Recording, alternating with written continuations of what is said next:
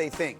And that number right there tells you that they believe the Green Bay Packers, not the Red Hot Lions, are going to win the NFC North. The Packers are the favorites at plus 110, so they're not odds-on favorites, but they are the favorites to win that division. What do you say back to them? Them bookies are high. Let them know. Have they watched the Lions the last couple of weeks? Are we serious right now? Take out week one. They got to beat down. I get it. The Lions are trending the right direction. The Packers are not. And you see the way, the mentality of Dan Campbell, the way they're prepping for these games. I mean, listen, bet your money where you want, but I'm boosting them Lions. Boosting. So this is all the Micah effect? We think, I mean, Jerry will tell you that, you know, that's not a good enough acquisition for you to win a Super Bowl. But I understand why the Packers have a very good defense, that have a very good quarterback. I am just surprised because the Lions were stacked last year. They returned a lot of those guys. I know they lost some coordinators and all that, but I'm actually, like Jeff, I am surprised. Part of this will, the fact that they beat them head up, because that is a significant factor. Remember, they're not telling you who they think is a better team. They're telling you who they believe will win the division, and having that win over them in hand is meaningful. But I will ask you, it's still so early in the year, I'm surprised that they don't like the way the Lions look right now. The Packers, to me, look like they have come down to earth a little bit. Yeah, they do a little. I'll tell you what, this is what the Packers need to do, especially from a defensive perspective, and Nico will appreciate this. Secondary needs to tighten down just a little bit. Because if you watch that Dallas game, Micah was winning now. Oh, yeah. Oh, he was winning. He kept telling Dak, hey, man, you are lucky that you're getting this ball out as fast as you are. Otherwise, he would have wrecked that game a lot sooner. So I think the Packers are right there. That's going to be a heavyweight battle. You just got to love the DNA of the Detroit Lions, though, man. I'm glad you brought up the cornerbacks because they've played well in most of the games so far this season. But when I went to Baltimore, I wanted to play off. I wanted to be able to see, make plays. You got a guy like Terrell Suggs rushing the passer. You need to get up and press. That's right. Because it'll take the quarterback 2-3 tenths more time, and they don't need any more of that. You got a guy who's like Micah Parsons, you're going to lose some of those presses because you're not going to be able to see. But you're going to get some sacks, some fumbles. You're not going to get credit for it. Nobody's going to celebrate you and say, because you held them up at the line, we got this play. But your team will do better because of it. Sure. All right, I'm going to give you another message, another signal that Las Vegas is sending you. Again, at ESPN Bet Sportsbook right now, the Chargers remain the favorites in the AFC West, despite a bad loss and injuries that are starting to mount. They do again have that win banked over Kansas City, but the Chiefs are circling closer and closer behind at plus 140. The Broncos are 5-1.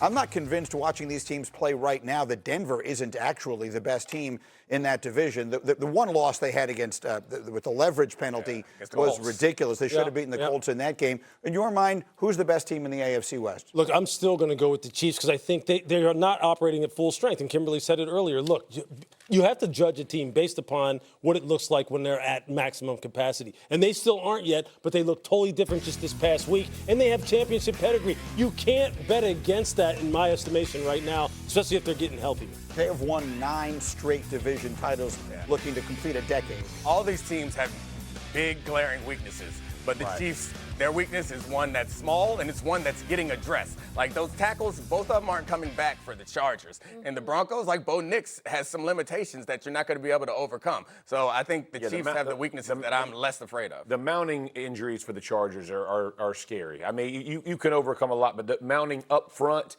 with Justin Herbert, it's going to limit a lot of things. You're hoping your run game can take that off. They got great receiving core, but you got to be able to get the ball out there. That could be a major issue. I think Bo Nix, his accuracy to me, when he's on, he looks great. That offense looks great. I would still pick the Chiefs to win the division just because, like Lewis said, they've been there.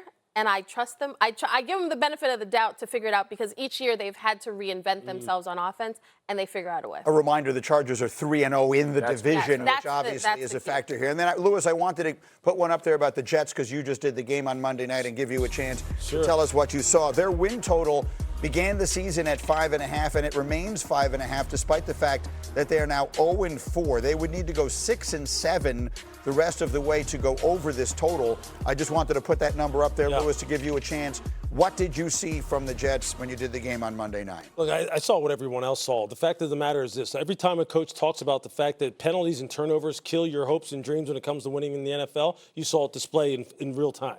Coaches don't coach that. Jeff knows this. Coaches don't coach turnovers. They don't coach dumb pre-snap penalties. Aaron Glenn is not coaching that. So for anyone who right now is running out of patience saying, hey, look, Aaron Glenn may not be the guy. Look how bad they're playing. Look how dumb they're playing. He's not coaching that way. I can assure you that what's going to wind up happening in New York is Aaron's going to have to make an example of some people. And he's going to have to turn over some of the bottom part of this roster and say, hey, look, you start doing this kind of dumb stuff, we're going to get you up out of here.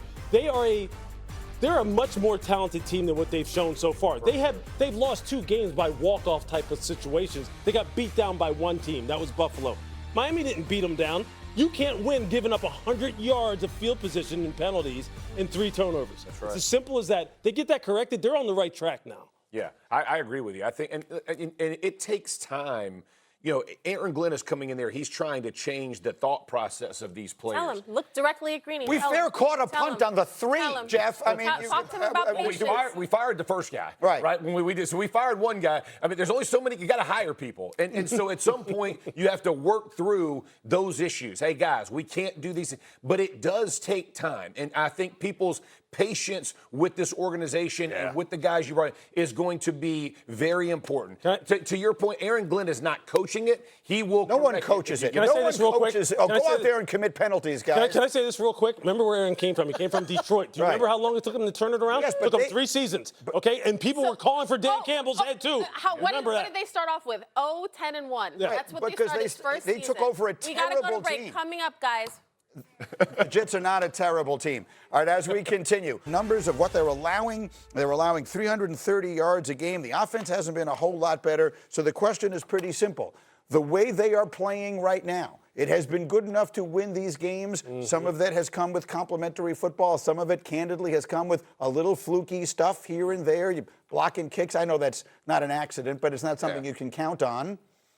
Do the Rams need to get better? The Eagles need to get better in order to repeat a Super Bowl champion? Absolutely, because every team improves dramatically in the second half of the season because the first part of the season, the quarter part of the season now with the way off-season programs are designed and training camp is conducted, you really aren't playing football until now. It's kind of like an extended training camp.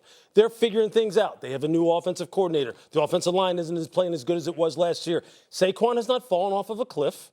Okay, A.J. Brown is getting targeted plenty, and Jalen Hurts will hit his stride. This team will be there, but yes, it's nice to win these games the way they are and be 4-0, but there definitely needs to be improvement. I have a chicken and egg question for you here. Saquon Barkley also has not gotten off to a dynamic start. He just is coming off one of the great running back seasons of all time. Are they not able to get offense going because defenses are shutting down Barkley? Or is the fact that Barkley is getting shut down causing their passing game to look so bad? Well, honestly, I think that it's the first one, not the latter one. I think if they run the ball a ton on first down, they throw the ball less than anyone else in the league on first down. And I think they're not running the ball well on first down because teams are geared up to stop the run. Like, we all know what this team is built to do. So when they get out there, it makes no sense to me why they are playing so risk-averse when you want to give your quarterback the best possible situation to throw the ball. When's the best situation? When they're not expecting it. 1st and 10, throw the ball to A.J. Brown. There's always going to be extra safety in the box because of your reputation and your running back. So, Kmart, you were on the Jalen Hurts bandwagon when that wasn't a popular place to be, right? You were there before it was stylish to be on his bandwagon. What are you seeing in this offense right now, and how would you assess your level of concern? Well, I'm not concerned because I look at them similar to the Chiefs from the standpoint of they've earned the benefit of the doubt because they just won the Super Bowl. But there are things that are not working. Like Saquon Barkley averaging 3.1 yards a carry that's not going to cut it. But it's also early. It's October, right? They've got time. I think it's a compound of issues from the standpoint of the offensive line, whether it be injuries or whether it be offensive line play. And I think that added to the Saquon thing, I think with A.J. Brown, they targeted him a team high 9 times in the last game. So the throws were there. How you are throwing him the ball, I understand, Dominique. Put Dominique's face on it. Yeah, okay. I get it. But I'm just saying. Keep throwing around this target number. Like, watch the targets, and you'll see that these targets are not targets. And like, if you have a good running attack, you should be play actioning a lot. Or you have a running attack that people respect, play action a lot. If you watch their games, you see the play action. They don't do a ton of play action, but when they do play action, it's Jalen Hurts doing like a little haphazard kind of fake here. put the ball in Saquon's belly, turn your back to the defense. Just look at Rams tape. Go watch the Rams tape. Steal all their plays because you have the talent to do it. It makes it easy. But you're talking about Play play action. So it's offensive line play calling you're talking about. I think the offensive line, I know they haven't been great. Offensive line is good enough. Receivers, outstanding. Quarterback, good enough. The running back, incredible. Run some plays like if you watch this, the game they had last week, they're running hitches into cloud coverage in the second half. Like, there's no way that that's going to work. Yeah. These are the type of plays that I want to see. Yep. You can do that. You think A.J. Brown can't do that? Yes. Yeah. Listen. I think there's issues, but I think who they played matters as well. They beat the Bucks, they beat the Rams, they beat the Chiefs. They played some good quality opponents. They found ways to win. It has not looked great, but again, it's first world problems. I don't think they're going to be as physically imposing up front as they were. Becton left. Landon Dickerson got hurt in preseason. He's still banged up. Lane Johnson's been banged up. There's just and their style of play, like the physicality they play with, is hard to do it again. I do love what Nick is saying about throwing on first. At some point with Petula, is you got to break the cycle of what people are doing. And it's great to be able to run against 8-man boxes because explosive plays happen. Yeah. It also gets laborious when that safety comes down and is hitting your That's a back good point. every time. You know? Super quick final word. You look like you had it. Very quick. No, I'm just gonna, and how about this? How about just move A.J. Brown around? Yeah. Don't have him be always out there on the one boundary. spot. Put him in the slot. Put him in motion. Just because he looks like a professional wrestler doesn't mean he has to be fighting people all the time. Make it a little bit easier for him. Yeah, so the Eagles, look, I mean, we'd all love to have the problems they have. They're 4-0, but the reality is like it hasn't looked that pretty. I know. Very It's like first world. it's very first world. There was an extremely dramatic day in the WNBA.